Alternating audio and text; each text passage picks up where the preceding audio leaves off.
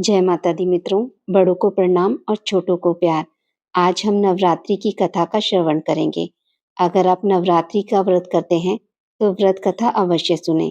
कथा को पूरा सुनने से व्रत का पूर्ण फल मिलता है। चलिए शुरू करते हैं।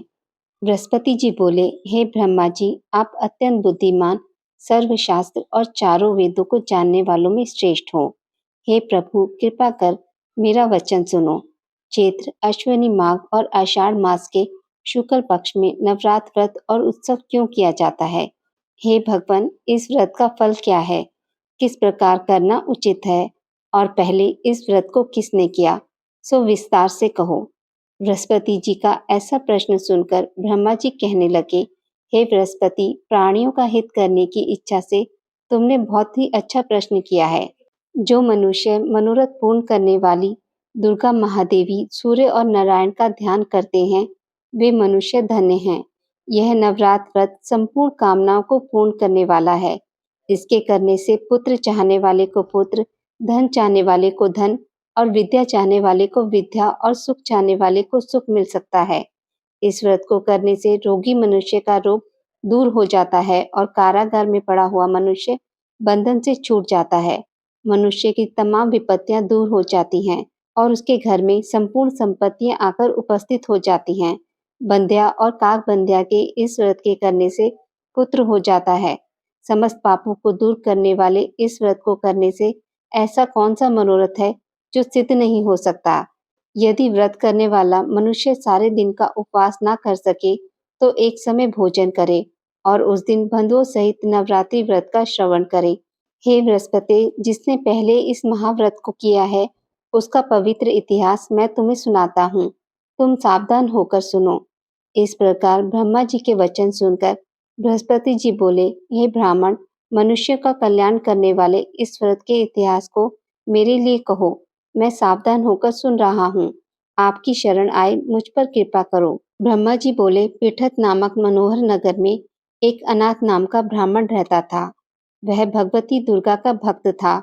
उसके संपूर्ण सद्गुणों से युक्त, मानो ब्रह्मा की सबसे पहली रचना हो, ऐसी यथार्थ नाम वाली सुमति नाम की एक अत्यंत सुंदर कन्या पैदा हुई। वह कन्या अपने घर में बालपन में अपनी सहेलियों के साथ क्रीड़ा करती हुई इस प्रकार बढ़ने लगी जैसे शुक्ल पक्ष में चंद्रमा की कला बढ़ती है। उसका पिता प्रतिदिन दुर्गा की पूजा और होम किया करता था। उस समय वह भी नियम से वहां उपस्थित होती थी। एक दिन वह सुमति अपनी सखियों के साथ खेलने लग गई और भगवती के पूजन में उपस्थित नहीं हुई। उसके पिता को पुत्री की ऐसी असावधानी देखकर क्रोध आया और अपनी पुत्री से कहने लगा, हे दुष्ट पुत्री, आज प्रभात से तूने भगवती का पूजन नहीं किया। इस कारण मैं किसी कुष्ठी और दरिद्र मनुष्य के साथ तेरा विवाह करूंगा। इस प्रकार कुपित पिता का वचन सुनकर सुमति को बड़ा दुख हुआ और पिता से कहने लगी, हे पिताजी, मैं आपकी कन्या हूँ। मैं आपके सब तरह से अधीन हूँ। जैसी आपकी इच्छा हो मेरा विवाह कर सकते हो। होगा वही जो मेरे भाग्य में लिखा है। मेरा तो इस पर पूर्ण विश्वास है। मनुष्य ना जाने कितने मनोरथों का चिंतन करता है, पर होता वही है जो भाग्य में विधाता ने लिखा है।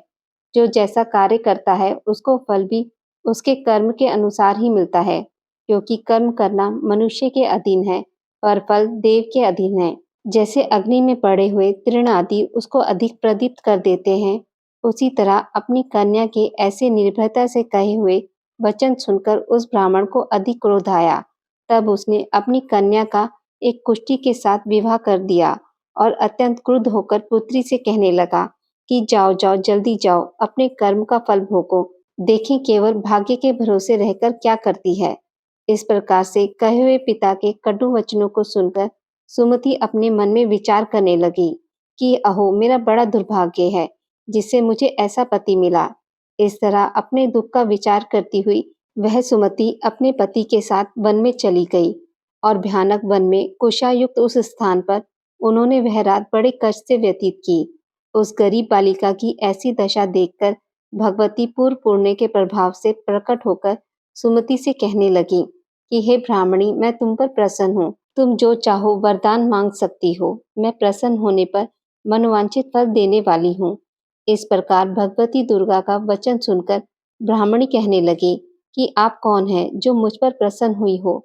यह सब मेरे लिए कहो और अपनी कृपा दृष्टि से मुझ दीन दासी को कृतार्थ करो। ऐसा ब्राह्मणी का वचन सुनकर देवी कहने लगी कि मैं आदि शक्ति हूँ और मैं ही ब्रह्म विद्या और सरस्वती हूँ। मैं प्रसन्न होने पर प्राणियों का दुख दूर कर उनको सुख प्रदान करती हूँ।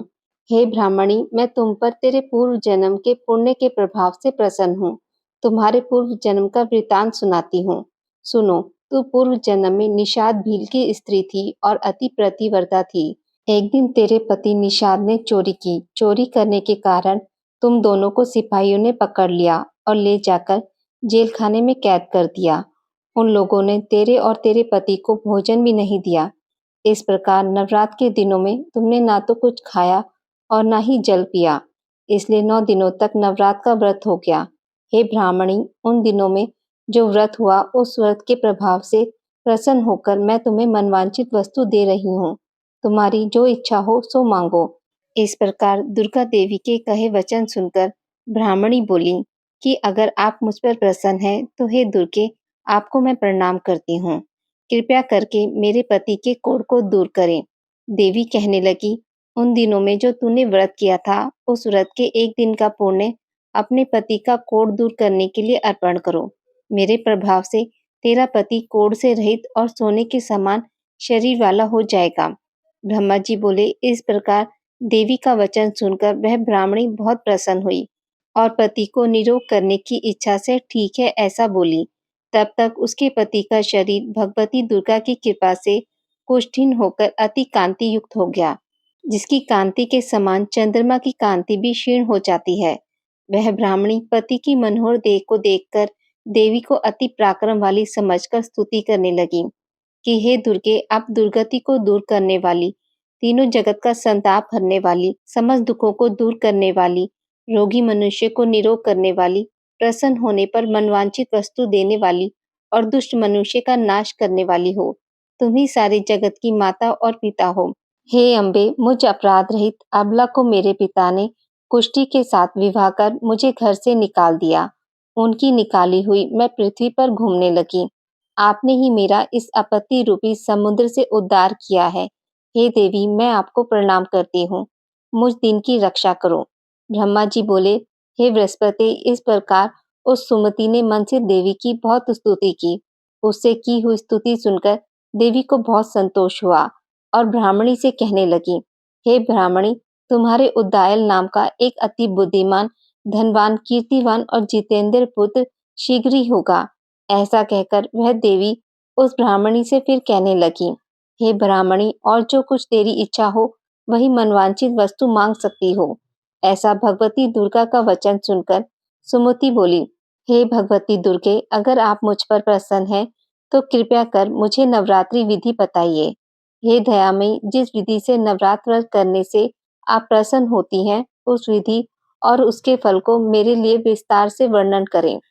इस प्रकार ब्राह्मणी के वचन सुनकर दुर्गा देवी कहने लगी, हे ब्राह्मणी, मैं तुम्हारे लिए संपूर्ण पापों को दूर करने वाली नवरात्र व्रत विधि को बतलाती हूँ, जिसको करने से तमाम पापों से छुटकारा, मोक्ष की प्राप्ति हो जाती है।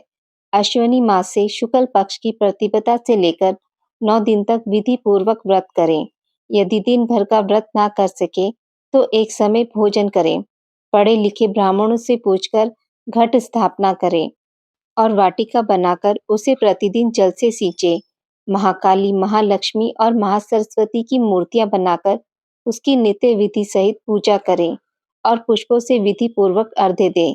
बीजों के फूल से अर्घ्य देने से रूप की प्राप्ति होती है। जायफल से कीर्ति तथा दाख से कार्य की सिद्धि होती है। आंवले से सुख और केले से भूषण की प्राप्ति होती है। इस प्रकार फलों से अर्घ्य देकर यथाविधि हवन करें। खांड, घी, गेहूं, शहद, जौ, तिल, बिम्ब, नारियल, दाख और कदम, इनसे हवन करें। गेहूं से होम करने से लक्ष्मी की प्राप्ति होती है। खीर व चंपा के पुष्पों से धन और पत्तों से तेज और सुख की प्राप्ति होती है। आंवले से कीर्ति और केले से पुत्र हो। कमल से राज सम्मान और दाखों से सुख संपत्ति की प्राप्ति होती है। व्रत करने वाला मनुष्य यदि विधान से होम कर आचार्य को अत्यंत नम्रता के साथ प्रणाम करे और यज्ञ की सिद्धि के लिए उसे दक्षिणा दे, इस महाव्रत को पहले बताई हुई विधि के अनुसार जो कोई करता है, उसके सब मनोरथ सिद्ध हो जाते हैं।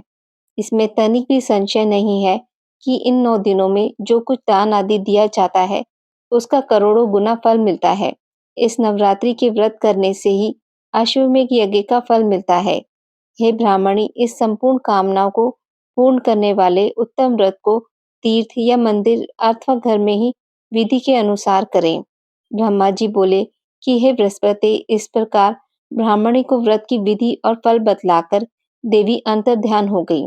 जो मनुष्य या स्त्री इस व्रत को भक्ति पूर्वक करता है, वह इस लोक में सुख पाकर अंत में दुर्लभ मोक्ष को प्राप्त होता है। हे बृहस्पति, यह दुर्लभ व्रत का महात्म्य मैंने तुम्हारे लिए बतलाया है। ऐसा ब्रह्मा जी का वचन सुनकर बृहस्पति जी आनंद के कारण रोमांचित हो गए और ब्रह्मा जी से कहने लगे, हे ब्रह्मा जी, आपने मुझ पर अति कृपा की, जो अमृत के समान इस नवरात्रि व्रत का महात्म्य सुनाया। हे प्रभु, आपके बिना कौन इस महात्म्य को सुना सकता है? ऐसे बृहस्पति जी के वचन सुनकर ब्रह्मा जी बोले कि हे बृहस्पति, तुमने सब प्राणियों का हित करने वाले इस अलौकिक व्रत को पूछा है, इसलिए तुम धन्य हो। यह भगवती शक्ति संपूर्ण लोगों का पालन करने वाली है। इस महादेवी के प्रभाव को कौन जान सकता है? माँ दुर्गा का पहला स्वरूप माँ शैलपुत्री हैं। माँ दुर्गा अपने पहले स्वरूप में शैलपुत्री के नाम से जानी जाती हैं। पर्वतराज हिमालय की पुत्री होने के कारण इनका नाम शैलपुत्री पड़ा। अपने पूर्व जन्म में ये प्रजापति दक्ष की कन्या के रूप में उत्पन्न हुई थी। तब इनका नाम सती था। इनका विवाह भगवान शंकर जी से हुआ था। एक बार प्रजापति दक्ष ने बहुत बड़ा यज्ञ किया, जिसमें उन्होंने सारे देवताओं को अपना अपना यज्ञ भाग प्राप्त करने के लिए निमंत्रित किया, किंतु भगवान शंकर को उन्होंने इस यज्ञ में आमंत्रित नहीं किया। देवी सती ने जब यह सुना कि हमारे पिता एक अत्यंत विशाल यज्ञ का अनुष्ठान कर रहे हैं, तब वहां जाने के लिए उनका मन विकल हो उठा। अपनी यह इच्छा उन्होंने भगवान शिव को बताई। भगवान शिव ने कहा, प्रजापति दक्ष किसी कारणवश हमसे रुष्ट हैं। अपने यज्ञ में उन्होंने सारे देवताओं को निमंत्रित किया, किंतु हमें जानबूझकर नहीं बुलाया। ऐसी स्थिति में तुम्हारा वहां जाना किसी भी प्रकार भी श्रेष्ठकर नहीं होगा। शंकर जी के इस उपदेश से देवी सती का मन शांत नहीं हुआ। पिता का यज्ञ देखने और वहां जाकर माता बहनों से मिलने मिलाने की उनकी व्याग्रता किसी भी प्रकार से कम नहीं हो सकी। सती ने पिता के घर पहुंचकर देखा कि कोई भी उनसे आदर और प्रेम से बातचीत नहीं कर रहा है। केवल उनकी माता ने ही स्नेह से उन्हें गले लगाया। परिजनों के इस व्यवहार से देवी सती को बहुत दुख पहुंचा। उन्होंने देखा कि वहां भगवान शिव के प्रति तिरस्कार का भाव भरा हुआ है। दक्ष ने उनके प्रति कुछ अपमानजनक वचन भी कहे। यह सब देखकर सती का हृदय ग्लानि और क्रोध से संतप्त हो उठा। उन्होंने सोचा कि भगवान शंकर की बात ना मानकर यहाँ आकर मैंने बहुत बड़ी गलती की है। वह अपने पति भगवान शिव के इस अपमान को सहन ना कर सकी। उन्होंने अपने इस रूप को तत्काल वहीं योग अग्नि द्वारा जलाकर भस्म कर दिया। वज्रपात के समान इस दारुण दुखद घटना को सुनकर शंकर जी ने क्रुद्ध हो अपने गणों को भेजकर दक्ष के उस यज्ञ का पूर्णतः विध्वंस कर दिया। सती ने योगाग्नि द्वारा अपने शरीर को भस्म कर और अगले जन्म में शैलपुत्री नाम से विख्यात हुई। पार्वती हेमावती भी उन्हीं के नाम है। इस जन्म में भी शैलपुत्री देवी का विवाह भी शंकर जी से ही हुआ। माँ शैलपुत्री का वास काशी नगरी वाराणसी में माना जाता है। वहाँ शैलपुत्री का एक बेहद प्राचीन मंदिर है, जिसके बारे में मान्यता है कि यहाँ माँ शैलपुत्री के सिर्फ दर्शन करने से ही भक्तजनों की मुरादें पूरी हो जाती हैं। कहा तो यह भी जाता है कि नवरात्र के पहले दिन यानी प्रतिपदा को भी भक्त माँ शैलपुत्री के दर्शन करता है, उसके सारे वैवाहिक जीवन के कष्ट दूर हो जाते हैं। चूँकि माँ शैलपुत्री का वाहन वृषभ है, इसलिए इन्हें वृषभरूढ़ा भी कहा जाता है। इनके बाएं हाथ में कमल और दाएं हाथ में त्रिशूल रहता है। माँ दुर्गा की नव शक्ति का दूसरा स्वरूप माँ ब्रह्मचारिणी का है।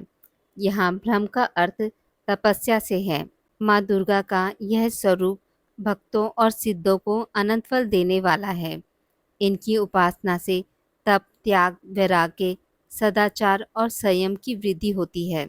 ब्रह्मचारिणी का अर्थ तप की चारिणी यानी तप का आचरण करने वाली।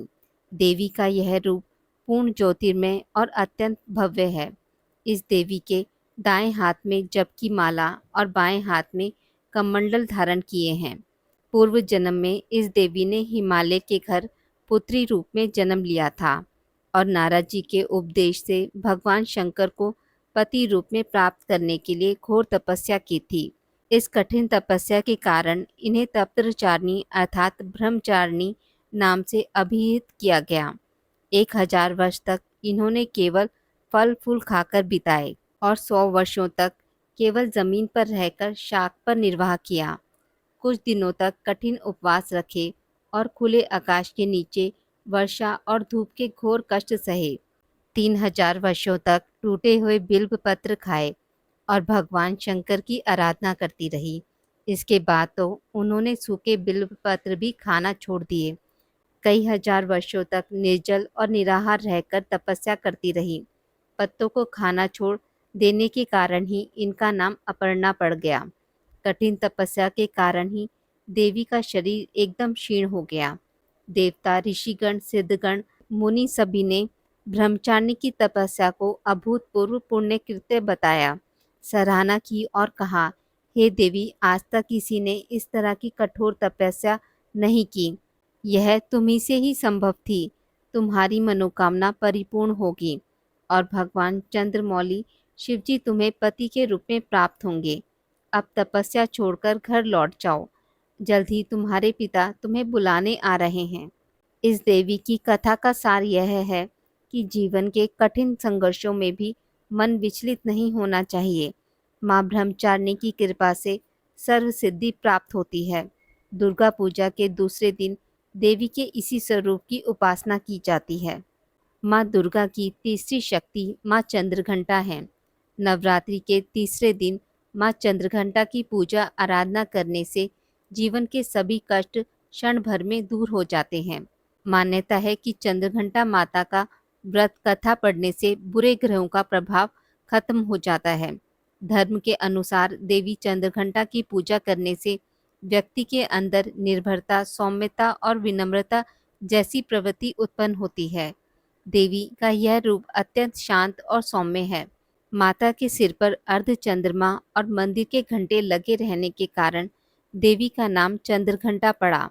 माँ चंद्रघंटा अपने वाहन सिंह पर उठकर अपनी 10 भुजाओं में खड्ग, तलवार, ढाल, गदा, पाश, त्रिशूल, चक्र और धनुष लिए मुस्कुराती मुद्रा में दिखाई देती हैं। हिंदू शास्त्र के अनुसार जब देवताओं और असुरों के बीच लंबे समय तक युद्ध चल रहा था, तब असुरों के स्वामी महिषासुर ने देवताओं पर विजय प्राप्त कर इंद्र का सिंहासन छीन लिया और खुद स्वर्ग का स्वामी बन बैठा।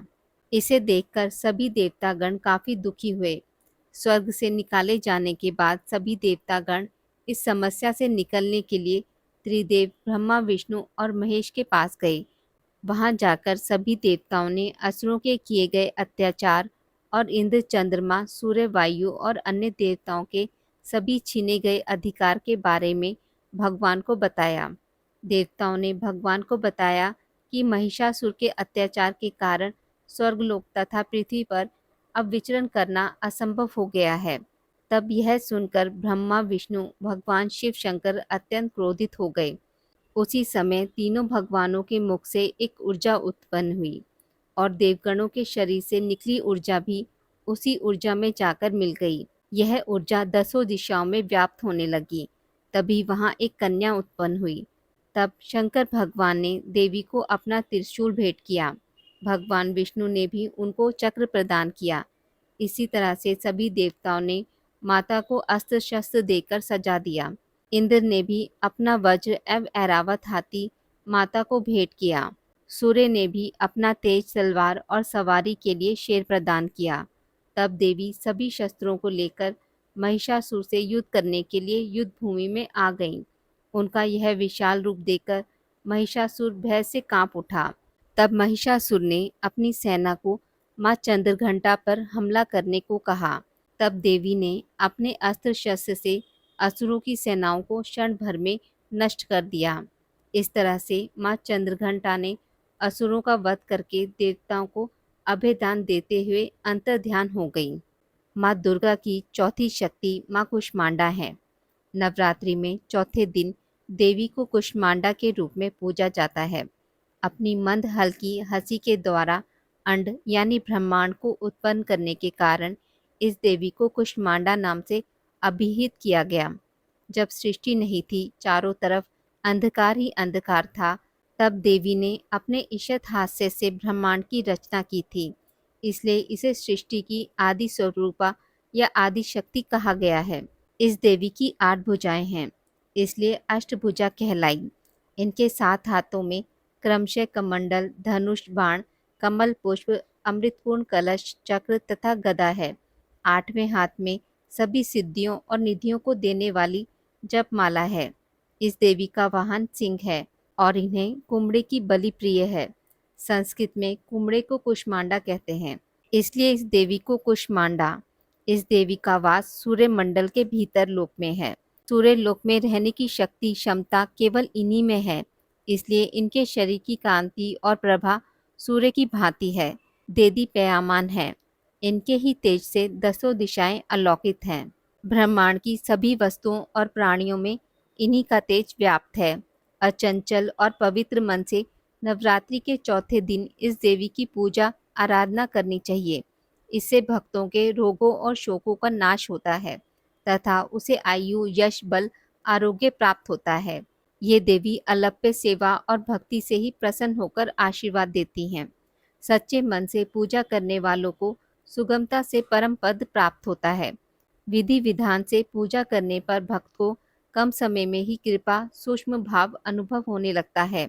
ये देवी आधियों व्याधियों से मुक्त करती हैं और उसे सुख, समृद्धि और उन्नति प्रदान करती हैं। अंततः इस देवी की उपासना में भक्तों को सदैव तत्पर रहना चाहिए। माँ दुर्गा की 5वीं शक्ति माँ स्कंद माता है। नवरात्रि में 5वें दिन देवी को स्कंद माता के रूप में पूजा जाता है। पहाड़ों पर रहकर सांसारिक जीवन में नवचेतना का निर्माण करने वाली स्कंद माता हैं। कहते हैं इनकी कृपा से मूढ़ भी ज्ञानी हो जाता है। स्कंद कुमार कार्तिकी की माता होने के कारण इन्हें स्कंद माता नाम से भी अभिहित किया गया है। इनके विग्रह में भगवान स्कंद बाल रूप में इनकी गोद में विराजित हैं। इस देवी की 4 भुजाएं हैं। ये दाईं तरफ की ऊपर वाली भुजा से स्कंद को गोद में पकड़े हुए हैं। नीचे वाली भुजा में कमल का पुष्प है। बाईं तरफ ऊपर वाली भुजा में वर मुद्रा है और नीचे वाली भुजा में कमल पुष्प है। इनका वर्ण एकदम शुभ्र है। ये कमल के आसन पर विराजमान रहती हैं, इसलिए इन्हें पद्मासना भी कहा जाता है। सिंह इनका वाहन है। शास्त्रों में इनका काफ़ी महत्व है। इनकी उपासना से भक्त की सारी इच्छाएं पूरी हो जाती हैं। भक्त को मौज मिलता है। सूर्यमंडल की अधिष्ठात्री देवी होने के कारण इनका उपासक अलौकिक तेज और कांतिमय हो जाता है। अतः मन को एकाग्र रखकर और पवित्र रखकर इस देवी की आराधना करने वाले साधक या भक्त को भवसागर पार करने में कठिनाई नहीं आती है। इनकी पूजा से मौज का मार्ग सुलभ होता है। यह देवी विद्वानों और सेवकों को पैदा करने वाली शक्ति है, यानी चेतना का निर्माण करने वाली कहते हैं। कालिदास द्वारा रचित रघुवंशम महाकाव्य और मेघदूत रचनाएं स्कंद माता की कृपा से ही संभव हुई। तारकासुर नामक राक्षस था, जिसकी मृत्यु केवल शिव पुत्र से ही संभव थी। तब माता पार्वती ने अपने पुत्र भगवान स्कंद को युद्ध के लिए प्रशिक्षित करने हेतु स्कंद माता का रूप लिया और उन्होंने भगवान स्कंद को युद्ध के लिए प्रशिक्षित किया। स्कंद माता से युद्ध प्रशिक्षण लेने के पश्चात भगवान स्कंद ने तारकासुर का वध किया। कार्तिकेय को देवताओं का कुमार, सेनापति भी कहा जाता है। कार्तिकेय को पुराणों में सनत कुमार, स्कंद कुमार आदि नामों से भी जाना जाता है। माँ इस रूप में शेर पर सवार होकर अत्याचारी दानवों का संहार करती हैं। पर्वतराज की बेटी होने के कारण इन्हें पार्वती भी कहते हैं और भगवान शिव की पत्नी होने के कारण इनका नाम महेश्वरी भी है। इनके गौर वर्ण के कारण इन्हें गौरी भी कहा जाता है। माँ को अपने पुत्र से अधिक प्रेम है, इसलिए इन्हें स्कंद माता कहा जाता है, जो अपने पुत्र से अत्यधिक प्रेम करती है। माँ कमल के पुष्प पर विराजित अभय मुद्रा में होती हैं, इसलिए इन्हें पद्मासना देवी और विद्या वाहिनी दुर्गा कहा जाता है। माँ दुर्गा की छठी शक्ति माँ कात्यायनी है। नवरात्रि में छठे दिन देवी को माँ कात्यायनी के रूप में पूजा जाता है। इनकी उपासना और आराधना से भक्तों को बड़ी आसानी से अर्थ, धर्म, काम और मोक्ष चारों फलों की प्राप्ति होती है। उसके रोग, शोक, संताप और भय नष्ट हो जाते हैं। जन्मों के समस्त पाप भी नष्ट हो जाते हैं। कात्य गोत्र में विश्व प्रसिद्ध महर्षि कात्यायन ने भगवती पराअंबा की उपासना की, कठिन तपस्या की। उनकी इच्छा थी कि उन्हें पुत्री प्राप्त हो। माँ भगवती ने उनके घर पुत्री के रूप में जन्म लिया, इसलिए यह देवी कात्यायनी कहलाई। इनका गुण शोध कार्य है, इसलिए इस वैज्ञानिक युग में कात्यायनी का महत्व सर्वाधिक हो जाता है। इनकी कृपा से ही सारे कार्य पूरे हो जाते हैं। ये वेदनाथ नामक स्थान पर प्रकट होकर पूजी गई। माँ कात्यायनी अमोघ फलदायिनी है। भगवान कृष्ण को पति रूप में पाने के लिए ब्रज की गोपियों ने इन्हीं की पूजा की थी। यह पूजा कालिंदी यमुना के तट पर की गई थी, इसलिए यह ब्रजमंडल की अधिष्ठात्री देवी के रूप में प्रतिष्ठित हैं। इनका स्वरूप अत्यंत भव्य और दिव्य है। ये स्वर्ण के समान चमकीली हैं और भास्वर हैं। इनकी 4 भुजाएं हैं। दाईं तरफ का ऊपर वाला हाथ अभय मुद्रा में है तथा नीचे वाला हाथ वर मुद्रा में। माँ के बाईं तरफ के ऊपर वाले हाथ में तलवार है, वह नीचे वाले हाथ में कमल का फूल सुशोभित है। इनका वाहन भी सिंह है। इनकी उपासना और आराधना से भक्तों को बड़ी आसानी से अर्थ, धर्म, काम और मोक्ष चारों फलों की प्राप्ति होती है। उसके रोग, शोक, संताप और भय नष्ट हो जाते हैं। इसलिए कहा जाता है कि इस देवी की उपासना करने से परम पद की प्राप्ति होती है। पौराणिक कथा के अनुसार जब महर्षि कात्यायन ने नवदुर्गा की घोर तपस्या की, तब माता ने उनकी तपस्या से प्रसन्न होकर उनकी पुत्री के रूप में उनके घर जन्म लिया था। देवी दुर्गा का जन्म महर्षि कात्यायन के आश्रम में हुआ था। माँ का लालन पोषण ऋषि कात्यायन ने ही किया था। माँ के जन्म लेने के बाद ही श्री देवी नेत्र से देवी दुर्गा की उत्पत्ति हुई थी। देवी दुर्गा ने ऋषि कात्यायन के यहाँ अश्विनी मास के कृष्ण पक्ष की चतुर्थी के दिन जन्म लिया था। महिषासुर राक्षस का अत्याचार बढ़ जाने के कारण माँ कात्यायनी ने उसका वध कर देवताओं को मुक्ति दिलाई थी। माता के इस रूप को धारण करने का यही कारण था। माँ दुर्गा की 7वीं शक्ति माँ कालरात्रि हैं। नवरात्रि में 7वें दिन देवी को माँ कालरात्रि के रूप में पूजा जाता है, अर्थात जिनके शरीर का रंग घने अंधकार की तरह एकदम काला है। नाम से ही जाहिर है कि इनका रूप भयानक है। सिर के बाल बिखरे हुए हैं और गले में विद्युत की तरह चमकने वाली माला है। अंधकार में स्थितियों का विनाश करने वाली शक्ति है। कालरात्रि काल से भी रक्षा करने वाली यह शक्ति है। इस देवी के 3 नेत्र हैं। इनकी सांसों से अग्नि निकलती रहती है। ये गधर की सवारी करती हैं। ऊपर उठे दाएं हाथ की वर मुद्रा भक्तों को वर देती है। दाहिनी तरफ का नीचे वाला अभय मुद्रा में है, यानी भक्तों हमेशा निडर निर्भय रहो। बाईं तरफ के ऊपर वाले हाथ में लोहे का कांटा तथा नीचे वाले हाथ में खड्ग है। इनका रूप भले ही भयंकर हो, लेकिन ये सदैव शुभ फल देने वाली माँ है, इसलिए यह शुभंकरी कहलाई, अर्थात इनसे भक्तों को किसी प्रकार से भयभीत या आतंकित होने की कतई आवश्यकता नहीं। उनके साक्षात्कार से भक्त पुण्य का भागी बनता है। माँ कालरात्रि की उपासना करने से ब्रह्मांड की सारी सिद्धियों के दरवाजे खुलने लगते हैं और तमाम असुरी शक्तियाँ उनके नाम के उच्चारण से भयभीत होकर दूर भागने लगती हैं। इसलिए दानव, दैत्य, राक्षस और भूत प्रेत उनके नाम स्मरण से ही भाग जाते हैं। यह ग्रह बाधाओं को भी दूर करती हैं और अग्नि, जल, जंतु, शत्रु और रात्रि भय दूर हो जाते हैं। इनकी कृपा से भक्त हर तरह के भय से मुक्त हो जाता है। पौराणिक कथा के अनुसार एक रक्तबीज नाम का राक्षस था। मनुष्य के साथ देवता भी इससे परेशान थे। रक्त बीज दानव की विशेषता यह थी कि जैसे ही उसके रक्त की बूंद धरती पर गिरती तो उसके जैसा एक दानव बन जाता था।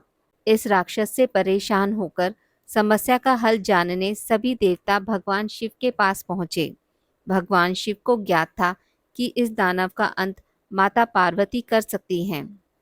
भगवान शिव ने माता से अनुरोध किया। इसके बाद माँ पार्वती ने स्वयं शक्ति व तेज से माँ कालरात्रि को उत्पन्न किया। इसके बाद जब माँ दुर्गा ने दैत्य रक्त बीज का अंत किया और उसके शरीर से निकलने वाले रक्त को माँ कालरात्रि ने जमीन पर गिरने से पहले ही अपने मुख में भर लिया। इस रूप में माँ पार्वती कालरात्रि कहलाई। माँ दुर्गा की आठवीं शक्ति माँ महागौरी हैं। नवरात्रि में 8वें दिन देवी को माँ महागौरी के रूप में पूजा जाता है। नाम से ही प्रकट है, इनका रूप पूर्णतः गौर वर्ण का है। इनकी उपमा शंख, चंद्र और कुंद के फूल से दी गई है। अष्टवर्षा भवेद गौरी यानी इनकी आयु 8 साल की मानी गई है। इनके सभी आभूषण और वस्त्र सफ़ेद हैं, इसलिए उन्हें श्वेतांबर धरा कहा गया। इनकी 4 भुजाएं हैं और वाहन वृषभ है, इसलिए इन्हें विषभरूढ़ा भी कहा गया है। इनके ऊपर वाला दाहिना हाथ अभय मुद्रा में है तथा नीचे वाला हाथ त्रिशूल धारण किए हुए है। ऊपर वाले हाथ में डमरू धारण कर रखा है और नीचे वाला हाथ वर मुद्रा में है। इनकी पूरी मुद्रा बहुत शांत है। पति रूप में भगवान शिव को प्रसन्न करने के लिए महागौरी ने कठोर तपस्या की थी। इसी वजह से इनका शरीर काला पड़ गया, लेकिन तपस्या से प्रसन्न होकर भगवान शिव ने इनके शरीर को गंगा के पवित्र जल से धोकर कांतिमय बना दिया। उनका रूप गौर वर्ण का हो गया, इसलिए यह महागौरी कहलाई। ये अमोघ फलदायिनी है और इनकी पूजा से भक्तों के तमाम कलमश धुल जाते हैं। महागौरी का पूजन, अर्चन, उपासना, आराधना कल्याणकारी है। इनकी कृपा से अलौकिक सिद्धियां प्राप्त होती हैं। देवी भगवत पुराण के अनुसार देवी पार्वती अपनी तपस्या के दौरान केवल कंदमूल, फल और पत्तों का आहार करती थी।